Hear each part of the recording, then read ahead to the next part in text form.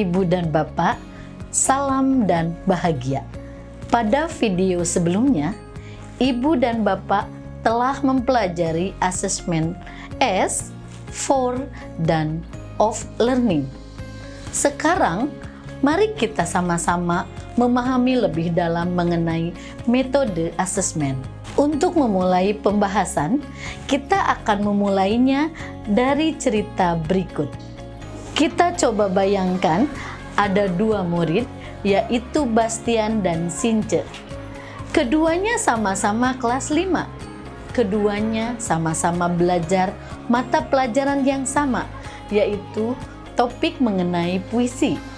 Sewaktu ujian akhir tertulis, nilai Bastian lebih kecil daripada Since.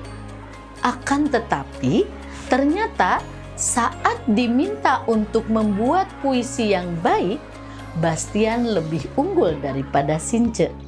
Menurut Ibu Bapak, bagaimana seharusnya guru menyikapi hal tersebut?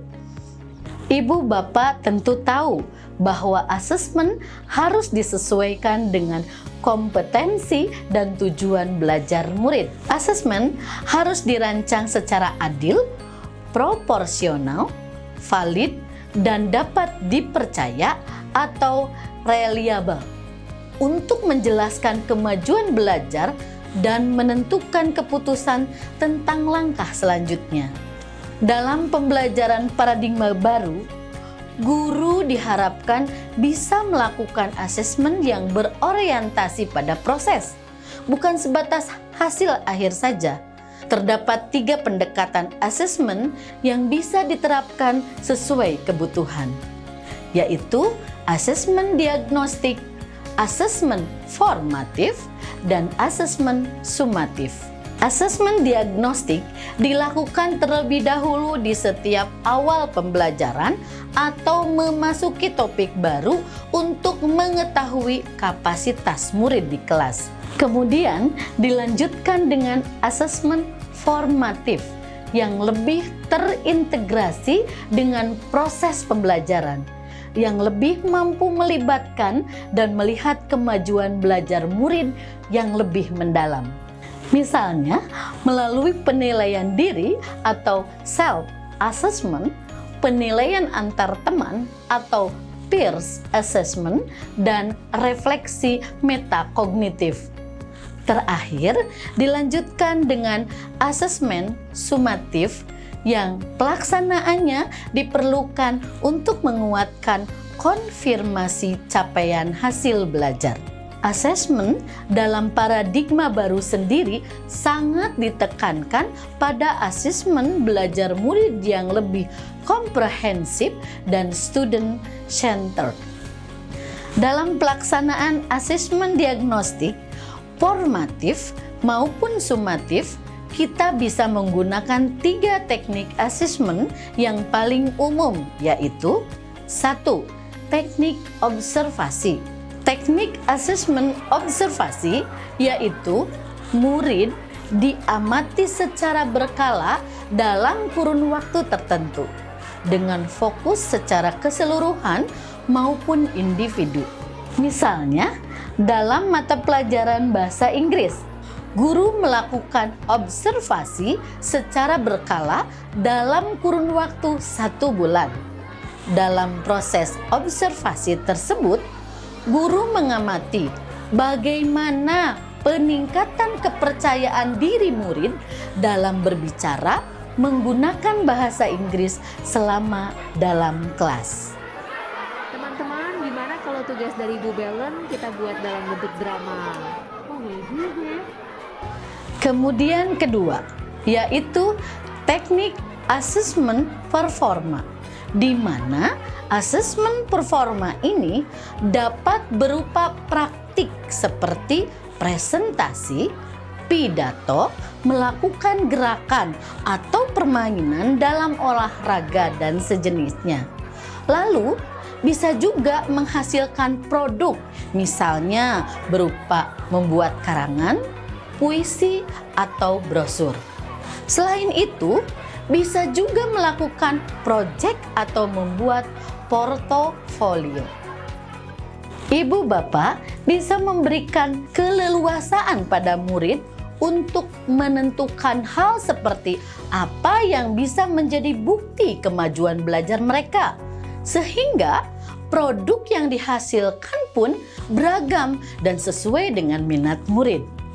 Ketiga, yaitu tes tertulis atau lisan yang digunakan untuk menguji pengetahuan murid terhadap suatu hal.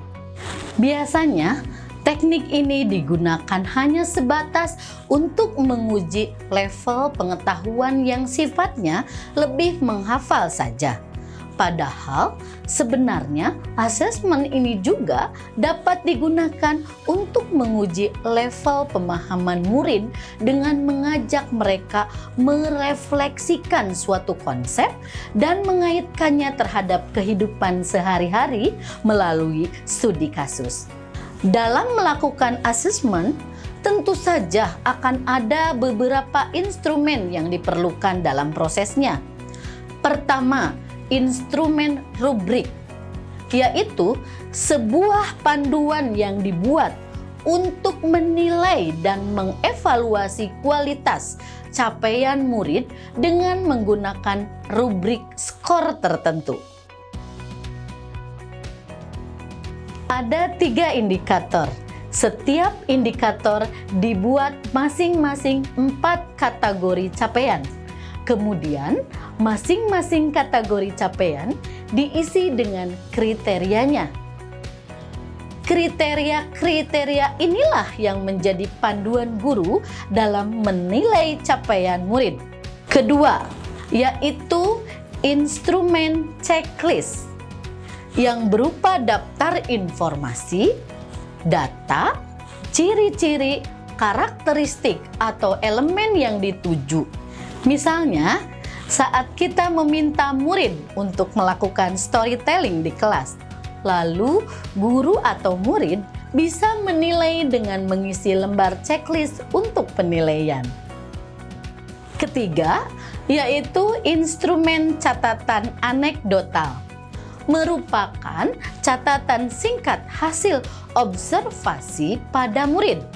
Catatan bisa difokuskan pada performa dan perilaku murid yang penting, disertai latar belakang kejadian dan hasil analisis dari observasi yang telah dilakukan. Contohnya, saat murid-murid sedang aktif berdiskusi di dalam kelompok tentang suatu materi, guru bisa membuat catatan anekdotal siapa murid yang aktif, pasif, atau lainnya. Keempat, yaitu lembar pengamatan.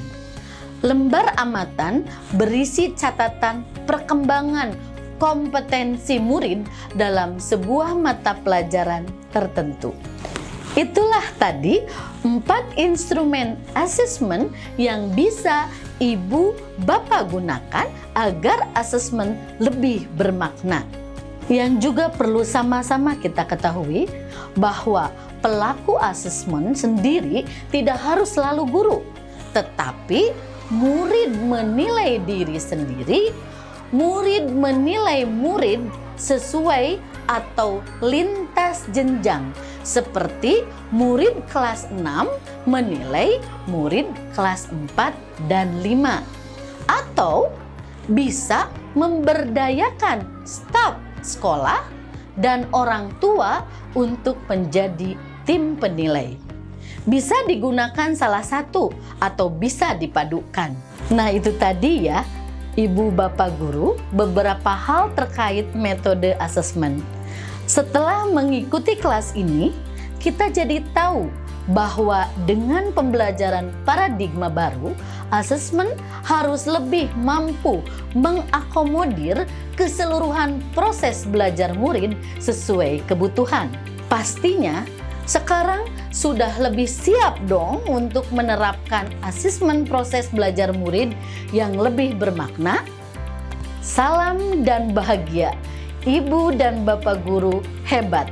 Sampai jumpa.